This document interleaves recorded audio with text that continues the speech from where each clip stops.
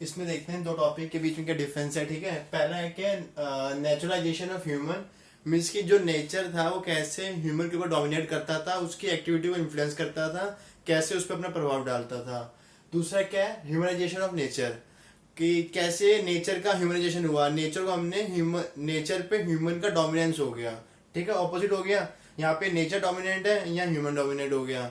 तो अब बात करते हैं कि इनसे पता क्या चलता है। जो ये वाला फेज है, ये फेज बताता है कि हमारी जो सोसाइटी थी बैकवर्ड सोसाइटी थी बहुत ज्यादा, उस समय टेक्नोलॉजी ज्यादा एडवांस नहीं थी, तो हम लोग पूरा किस पे डिपेंड रहते थे कि नेचर पे। इसलिए क्या था, नेचर हमको इन्फ्लुएंस करता था, हमारे ऊपर पूरा कंट्रोल रखता था, क्योंकि हमारे पास ज्यादा टेक्नोलॉजी नहीं थी, ज्यादा हमारे पास टूल्स नहीं थे, हम ज्यादा जानते नहीं थे नेचर को कैसे उसको एक्सप्लॉइट करना है, कैसे उसको मैनिपुलेट करना है, इसलिए नेचर का डोमिनेंस ज्यादा था।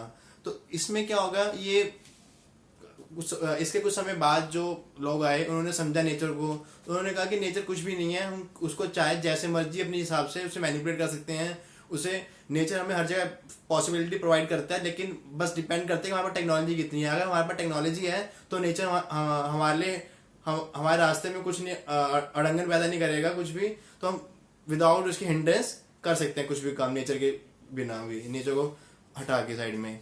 तो वही क्या दोनों की डिमेरिट है क्या मेरिट है उसकी बात। अब हुआ क्या, जो ये वाला चीजें हैं, ये जर्मन जो जोग्राफर्स थे काफी, उन लोगों ने रेडजल जो हो गया या तो वो लोग इस चीज को फॉलो करते थे कि हम नेचर हम पे डोमिनेट है। ठीक है, पर लेकिन जो फ्रांस के जो वो थे, जैसे ब्लैश हो गए या फैबर हो गए, ये इनका क्या मानना था कि ना ह्यूमन डोमिनेट करता है नेचर पे, तो इसलिए इन्होंने बेसिक डिफरेंस दिया था इन दोनों के बीच में। अब बात आती है कि इससे पता चलता है डेवलपमेंट सोसाइटी अगर सोसाइटी ज्यादा डेवलप है तो इसको मानेंगे, अगर लोअर सोसाइटी है तो इसको मानेंगे।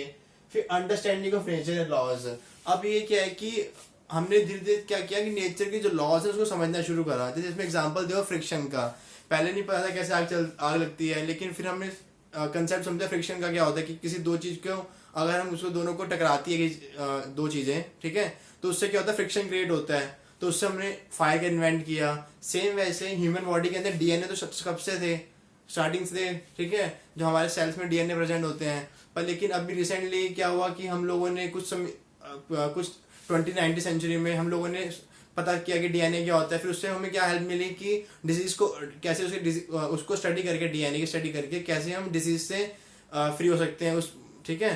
तो इसीलिए क्या कि हमें नेचर को समझना पड़ेगा, तो उसी से हम डेवलपमेंट कर पाएंगे। तो इसमें इसको हमने बोलते हैं एनवायरमेंटल डिटर्मिनिज्म। इसमें बेसिक क्या क्या 4 पॉइंट है, एक्टिव एंड पैसिव। इसमें एक्टिव कौन है, नेचर एक्टिव है, ह्यूमन पैसिव है, मीन्स की जो डोमिनेंट रोल है वो नेचर का है, ठीक, ह्यूमन उसकी बातें मानना सिर्फ। लो टेक्नोलॉजी सोसाइटी डेवलपमेंट, तो टेक्नोलॉजी इस समय क्या लो है, और सोसाइटी कैसी है, प्रिमिटिव सोसाइटी है, पुराने लोग बात मानते थे इसको। अब बात क्या है कि listen to nature and worship. अब ये लोग क्या करते हैं, जो लोग इसको फॉलो करते थे वो भगवान की पूजा, नेचर की पूजा करते थे, पेड़ पौधे की पूजा करते थे, आज भी करते हैं ट्राइबल लोग कुछ, ठीक है। इसलिए उनका ये मानना था कि नेचर जो है वो हमारा भगवान है, और सच भी है ये बात।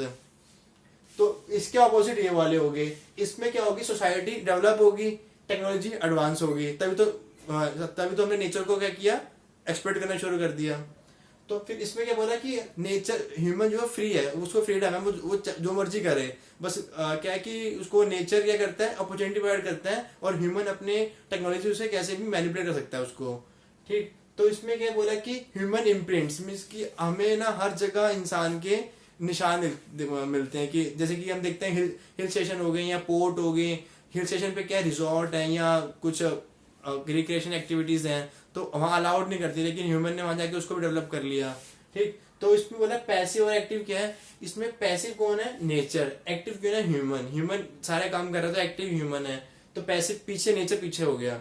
तो इन दोनों ने इनको फेवर किया, दोनों ये हिस्टोरियन है, ये जोग्राफर है, इन दोनों ने इस अप्रोच को फेमस किया, इनका ये मानना था। अब बेसिक आपकी बुक में 2 बॉक्स दिए हुए हैं, एक इसके लिए बॉक्स दिया हुआ है, एक इसके लिए बॉक्स दिया हुआ है। इस वाले बॉक्स में बताया रखा है कि कैसे एक ट्राइबल लोग जो हैं वो फॉरेस्ट में रहते हैं, कैसे वो उनका खाना पीना, घर किससे बनाते हैं, उनके जो पूरा जो दिनचर्या है वो डिपेंड करती है नेचर पे ही, ठीक। तो इसलिए वो लोग नेचर की वर्शिप आज भी करते हैं। तो इसमें क्या बताया गया कि कैसे जो एडवांस कंट्रीज हैं, जैसे कि जो ट्रॉपिकल, जो टेम्परेट एरिया में है, या सब पोलर एरिया में है, वहाँ कितनी भी ठंड पड़ती है, लेकिन उन लोगों ने कैसे अपने इन्वायरमेंट को चेंज करके वहाँ पे एयर कंडीशन लगा के या हीटर लगा के कैसे चेंज कर रखा है। वो उस पोलर एरिया में भी ट्रॉपिकल फ्रूट्स खा रहे हैं, क्योंकि उन्होंने ग्रीन हाउस फार्मिंग कर रहे हैं। तो कैसे उन्होंने कहा कि हम कुछ भी कर सकते हैं, ठंड में गर्मी कर दी, गर्मी में ठंड कर दी, तो वो उनके ऊपर डिपेंड करता है। ठीक है, तो बेसिक डिफरेंस ये था इसके। अब इन तीनों को इन दोनों को काटते हुए तीसरी कंसेप्ट आया, उसने कहा कि ना ये बढ़िया ना ये बढ़िया, जो उन्होंने दिया वो ग्रिफिथ टेलर ने दिया, नियो डिटर्मिनिज्म।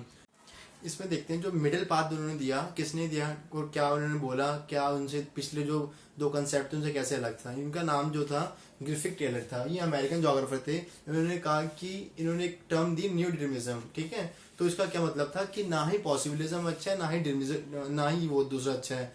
तो ये जो मिडिल पाथ है, ये एक तरह मिडिल पाथ है, काम करता है उसके बीच का। तो उन्होंने बोला मिडिल पाथ है किसके बीच का, पॉसिबिलिज्म का और डिटर्मिनिज्म का। मिडिल पाथ कौन सा है, न्यू डिटर्मिनिज्म। ठीक, तो इन्होंने बोला कि ट्रैफिक लाइट का इन्होंने एग्जांपल दिया, जैसे कि ट्रैफिक लाइट होती है सिटीज में, तो जैसे रेड लाइट होती है तो हमें रुकना पड़ता है। सेम ऐसी नेचर में क्या किया, अगर नेचर कहीं पे हमें एक्सप्लोर करने का नहीं चांसेस है, वहाँ पे ज्यादा फ्रेजाइल है, मीन्स की ज्यादा खतरनाक है, अगर वहाँ पे नेचर को एक्सप्लॉइट करेंगे तो कुछ कॉन्सिक्वेंसेज उसके नेगेटिव होंगे, तो इसलिए हमें वहाँ रुक जाना चाहिए। ठीक है, जहाँ पे हम अलाउड नहीं कर रहा नेचर।